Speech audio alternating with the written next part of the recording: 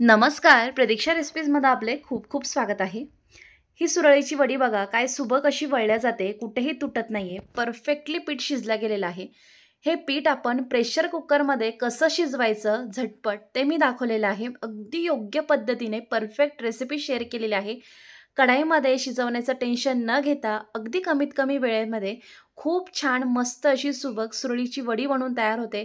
आकार बघा, रंग बघा काय भारी आलाय, तितकीच चविष्ट बनवून तयार झालेली आहे. रेसिपीला चला तर मग सुरुवात करूयात. सर्वात अगोदर ना इथे आपल्याला मिश्रण तयार करून घ्यायचं आहे. त्यामध्ये घालण्याकरिता हिरव्या मिरचीची आणि आल्याच्या पेस्ट इथे करून घेते किंवा ठेचा करून घेते. 2 इंच आल्याचे तुकडे, 4-5 किंवा तिखट आवडीप्रमाणे हिरव्या मिरच्या घातलेल्या आहेत. आता त्या आपण ठेचून घेऊयात.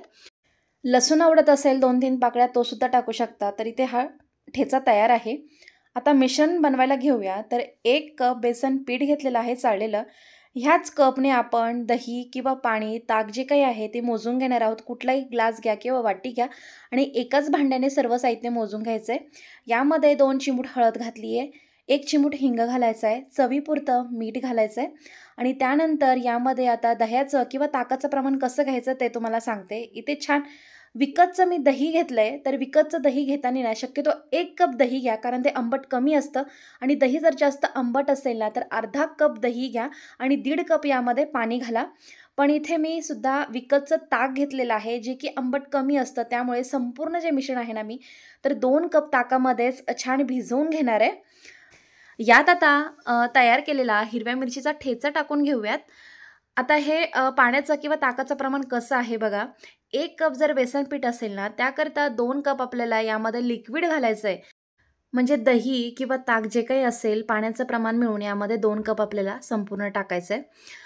आता थोडं-थोडं करत ताक घालून छान याचं मिश्रण तयार करून घेते. एकदम यामध्ये ताक ओतलेलं नाही आहे बघा, कारण याच्या गाठी होऊ शकतात, गुठळ्या पडू शकतात. मग ते मिश्रण चाळणीने चाळावं लागतं. तर छान थोडं-थोडं करत छान घट्टसर स्मूथ कन्सिस्टन्सीचं बॅटर तयार केल्यानंतरच दुसरा सुद्धा जो कप आहे ताकाचा तो मी टाकून घेतला आहे आणि छान मिसळून घेतलं आहे. बघा काय भारी मस्त बॅटर तयार झालं आहे. बिलकुल बेसन पिठाच्या गाठ नाही आहे. आता हे आपल्याला कढईमध्ये न शिजवता कुकरमध्ये कसं शिजवायचं ते तुम्हाला सांगते. कुकरचा डबा घ्यायचा किंवा एखादं पातेलं घ्यायचं जे तुमचं कुकरमध्ये व्यवस्थित आरामशीर बसेल. आता या डब्यामध्ये सर्व बॅटर ओतून घेतलेलं आहे. कुकरमध्ये स्टँड ठेवायचं किंवा एखादी प्लेट पालथी घालू शकता. 1 ते 2 ग्लास पाणी घालायचं. त्यावर कुकरचा डबा ठेवायचा. गॅसची आच मध्यम ठेवायची आणि मध्यम आचेवर एक 7 ते 8 शिट्ट्या आपण काढून घेणार आहोत. ह्या डब्यावर प्लेट ठेवायची आहे, म्हणजे पाणी यामध्ये जाणार नाही.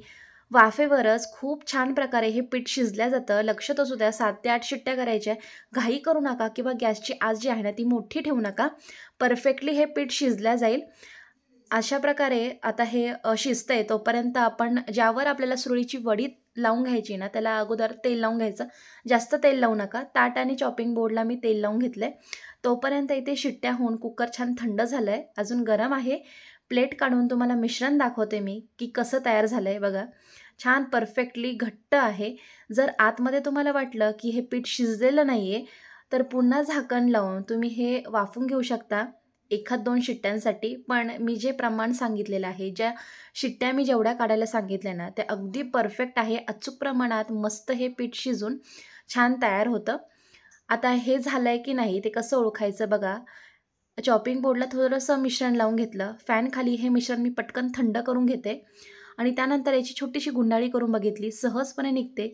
गुंडाळी करताना कुठेही मिश्रण तुटत नाही आहे, याचा अर्थ परफेक्टली हे शिजलं गेलं आहे. जर मिश्रण ह्या सुरळीची वडी पाडताना किंवा गुंडाळी करताना जर तुटलं ना आधेमध्ये, त्याला चिरा गेला ना तर समजून घ्यायचं शिजायची कसर राहिली आहे. एकसारखं प्लेन असं ह्या स्पॅच्युलाच्या मदतीने मी छान पसरवून घेते.